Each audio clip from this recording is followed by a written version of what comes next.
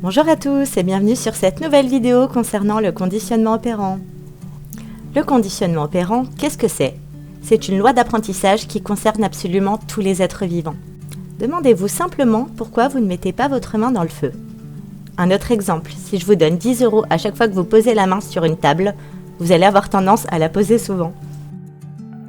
Mais commençons dans l'ordre. Avant de parler du conditionnement opérant, on va parler de son prédécesseur, le conditionnement classique, appelé aussi conditionnement répondant.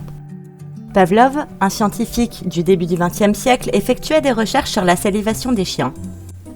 Et un jour, Pavlov remarqua quelque chose. Un des chiens qu'il avait nourri à plusieurs reprises au laboratoire se mettait à saliver avant même qu'on lui présente la nourriture. Le chien y salivait simplement à la vue de la pièce ou de la gamelle. Pavlov donna alors à ce phénomène le nom de réflexe conditionnel. Il poursuivit ensuite son expérience avec un deuxième chien et un son de cloche avant la prise de nourriture. Et comme vous vous en doutez, après plusieurs fois, le chien salivait au simple son de la cloche. On va maintenant parler d'un mot que vous entendrez très souvent, un stimulus, soit des stimuli sans S au pluriel. C'est un phénomène issu de l'environnement qui va stimuler votre organisme. Le conditionnement a été modifié par un scientifique et éthologue nommé Burrhus Frederick Skinner. Il inventa la notion de conditionnement opérant par opposition au conditionnement classique. Bon, d'après Pavlov, le conditionnement n'était lié qu'à des réponses réflexes de l'organisme. Pour lui, c'est aussi simple que de pleurer quand on se cogne ou de saliver quand on a faim.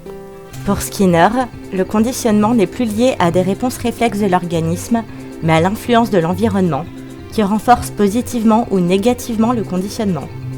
Par exemple, si un rat découvre par hasard qu'en actionnant un levier, il obtient de la nourriture, il cherchera à l'actionner de nouveau. Pour résumer, l'apprentissage skinnérien repose sur deux éléments, le renforcement et la punition. Chacun peut être soit positif par l'ajout d'un stimulus agissant sur l'organisme, soit négatif par le retrait d'un stimulus agissant sur l'organisme. Il existe donc 4 types de conditionnement opérant. En conclusion de toutes ces expériences, tout comportement qui apporte quelque chose de positif aura tendance à se reproduire, alors que tout comportement qui apporte quelque chose de négatif aura tendance à diminuer puis s'éteindre.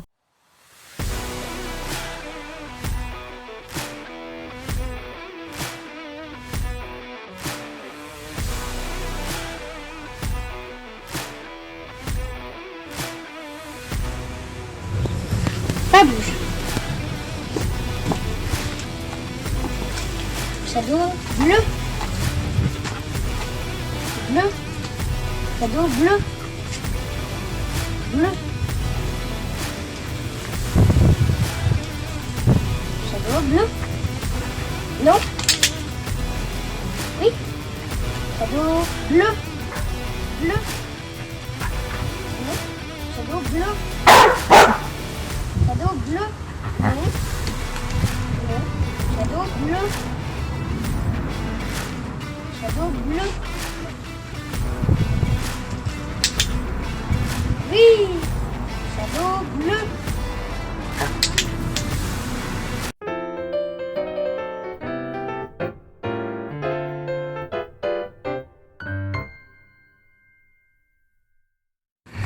Shadow bleu.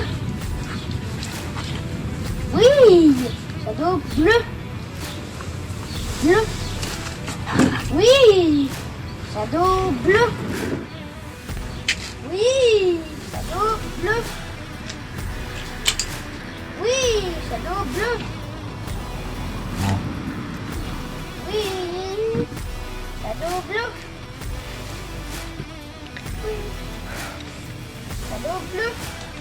Oui. Shadow bleu.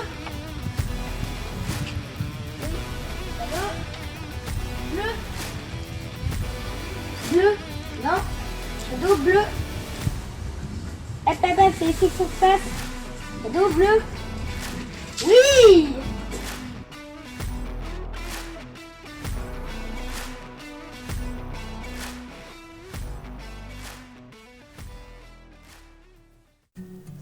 Rendez-vous lors de la prochaine vidéo sur un petit cours d'éthologie sauvage et domestiquée. À bientôt!